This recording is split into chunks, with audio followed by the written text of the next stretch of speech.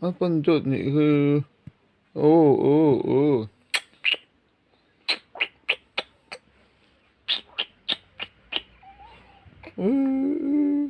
Apa jod lom? Baik teka. Hey. Apa jod ni?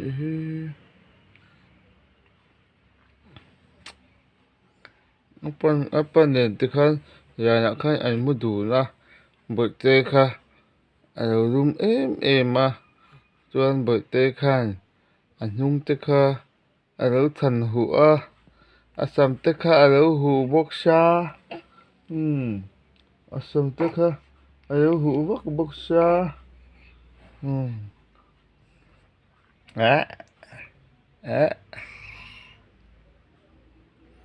Baik teka. Asam teka alo hu than bok sha. Apa nadat em alo tekan alo ahan atukum teka alo than hu bok sha.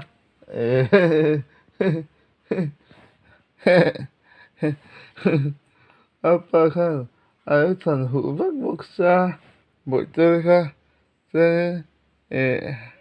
apa kan Rana kan alo mudun ver bok sha. Apa yang kan Rana kan alo mudun lah.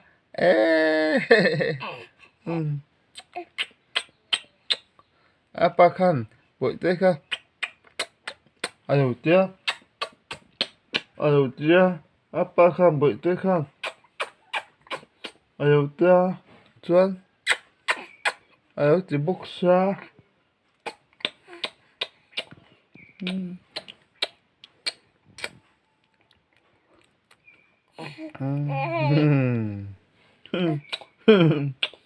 Baik teka alo nui ver bok sha. Alo ti bok sha apa kan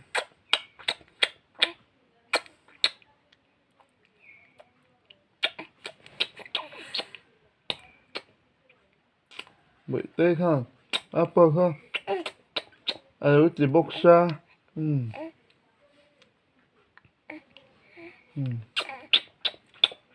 Apa kan alo mudun bok sha.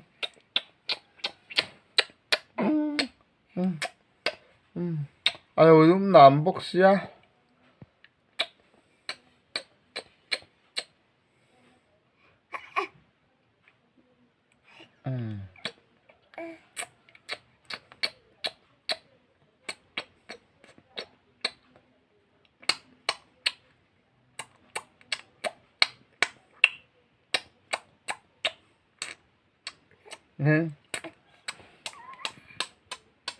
Baik teka apa kan alo ti bok sha ni ka.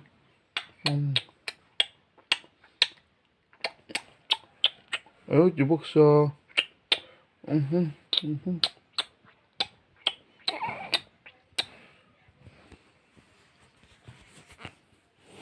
Chuan baik teka apa kan alo ti bok sha. Entah baik teka apa kan alo tia alo puk ve abayang tekan ambui tekan alo kisa alo ti bok sha. Chuan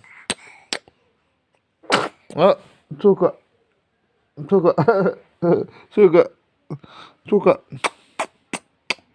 entah